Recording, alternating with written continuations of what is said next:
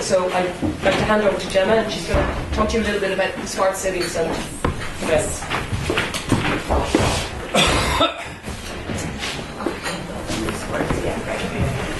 I guess you've all heard about smart cities.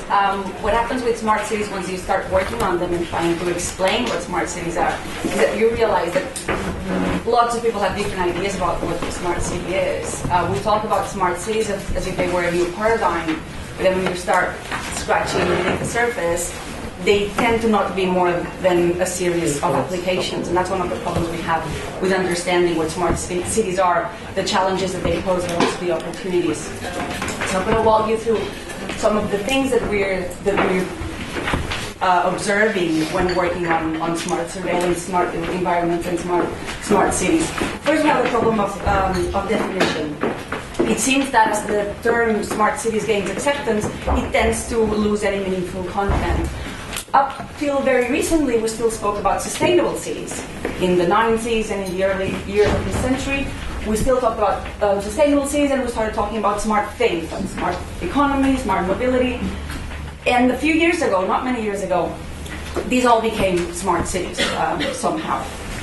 And now we all talk about smart cities, and we talk about smart cities when we look at this Smart City Malta, which is a planned neighborhood which is supposed to integrate different measures for efficiency. It wants to mimic the Dubai Media City, and it's going to cost almost 300 million euros between now and 2021.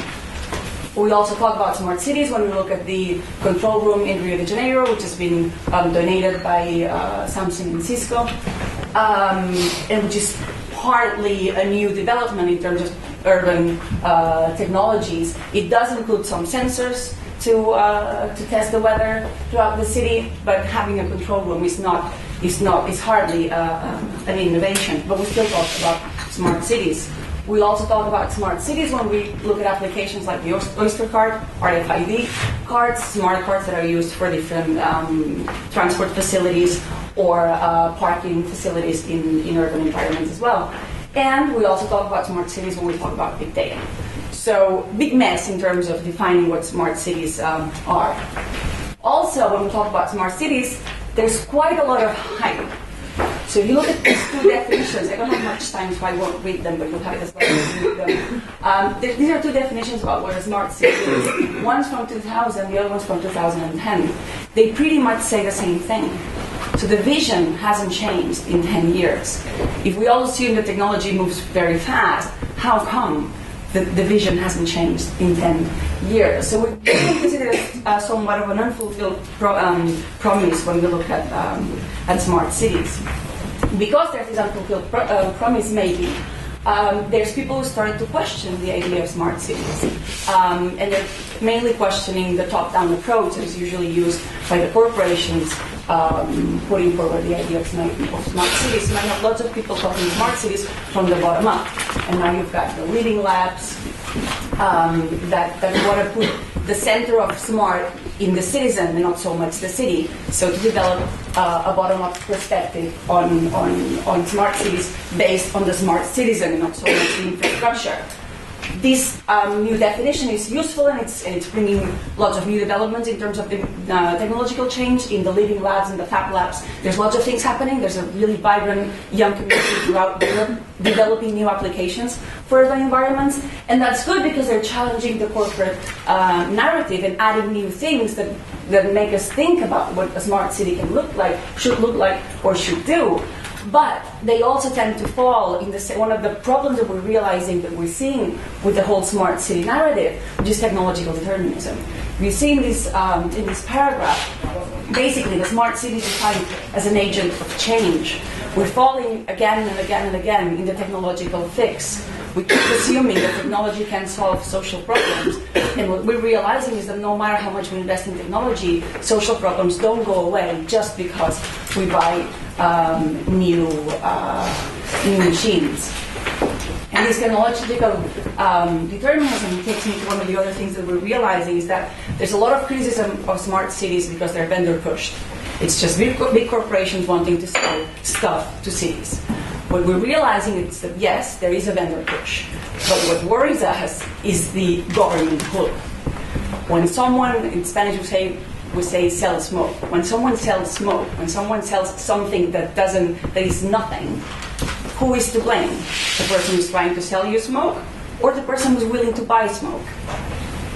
The problem is at least on both sides. We're realizing that policymakers in Europe especially are not well equipped to make good decisions in terms of what technology to buy. So you do have vendor push, yes, but you also have lots of people who are willing, hopefully, to be trained and to make better decisions when they acquire technology, and we're not looking at that. They're falling for this technological determinism that we all seem to fall for.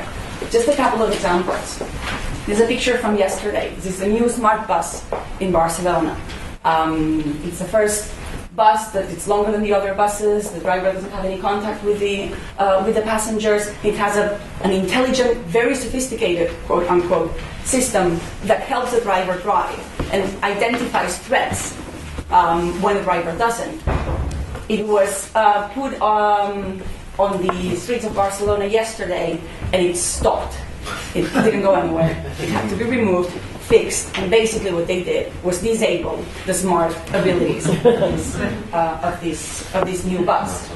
The cost of this new bus was 800,000 euros.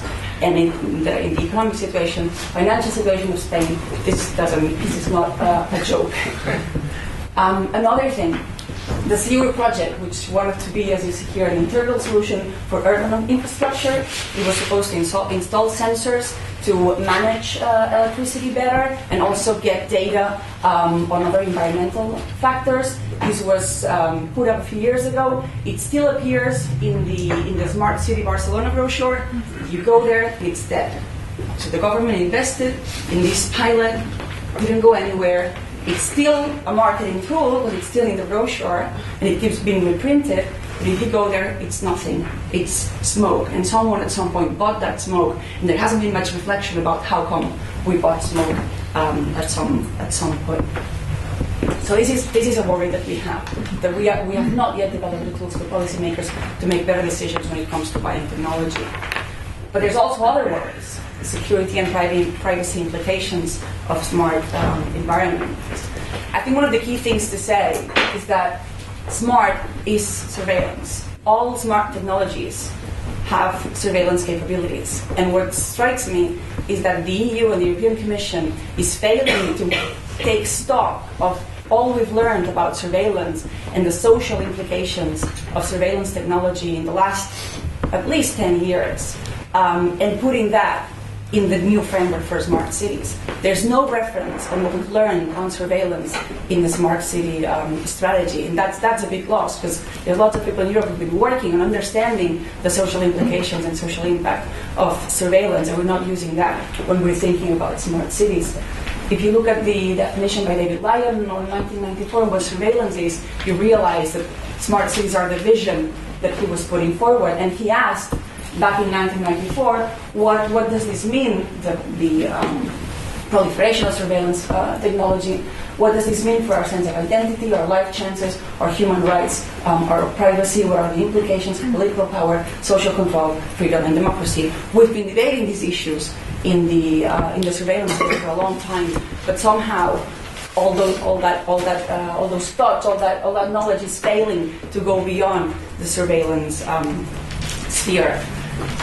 And the fact that we haven't taken stock of all those things that we've learned, means that we're not exploring the impact of smart cities on privacy, autonomy, dignity, freedom of assembly, association and expression, freedom of movement, discrimination, social integration, due process of law, and presumption of innocence, and equality of treatment. This goes beyond privacy, and we've learned with surveillance studies that these are all aspects that are affected by the proliferation of surveillance technologies. This is a list that comes from one FP7 EC project.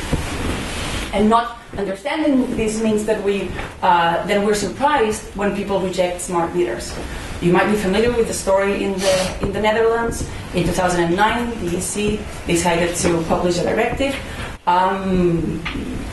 urging all governments to promote the replacement of traditional electric meters by smart meters. There's been social campaigns throughout Europe, but in the Netherlands they managed to change the law. The Senate stopped the proliferation of smart meters, and they changed the law. And one of the arguments that the civil organizations that organized the campaign used was to say that if they had had smart meters in the Second World War, Anne Frank's family would have been found within a day through their use of electricity and the plugs in the annex where they were hiding. That's a very powerful argument, and it managed to capture the imagination of the people in the Netherlands. Not learning that this is something that people are concerned about leads us to make mistakes like publishing a directive that does not take into account the social implications of smart meters. But it's not only about privacy. There's also security problems. This is a typical image of what a smart grid would look like, and that's what the industry keeps putting forward. In the blue lines, every blue line is a node of information. Every blue line is a vulnerability. If you concentrate lots of information in specific points, you make those points extremely vulnerable. And we are not urging the industry to look at security in a proper way. Not the security of the data that they need, but the security of our data that they are using. There's also been talk about consumer and citizen protection, the issue of false positives. That's old news now, but it was published in the news in 2009 how the airport face scanners failed to distinguish between Winona Ryder and Osama bin Laden. So the smart technologies keep coming up with huge numbers of false positives, and every false positive is a citizen with full rights, whose rights are infringed upon, and that is a serious matter in democratic societies.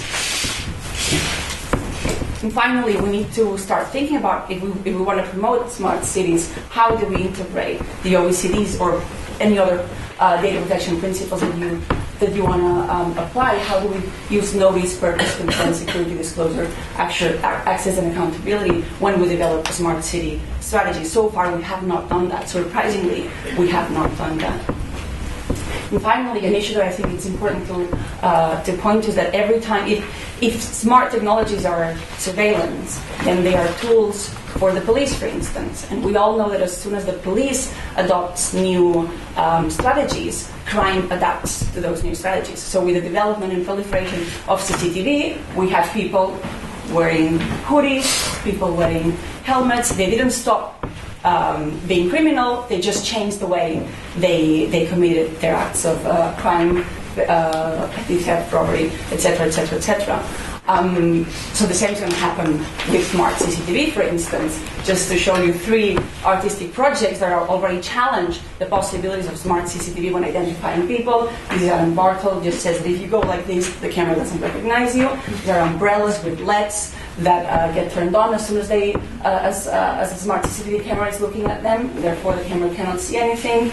Or there's people already experimenting with different hairdos that can avoid the camera recognizing your face. So we need to look ahead and to be able to predict what reactions in crime patterns and in social uses these new technologies, these smart technologies will provoke.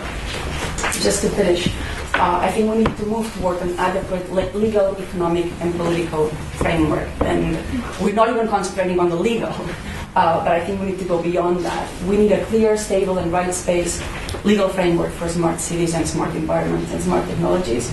We need privacy impact assessments or surveillance impact assessments or data protection impact assessments. I don't care how they call them, but we need them to be mandatory. In the same way that when we started building large infrastructure, we decided at some point as a society that we needed an environmental impact assessment to be mandatory, because that was an important thing. I think we need to do the same thing with surveillance technology.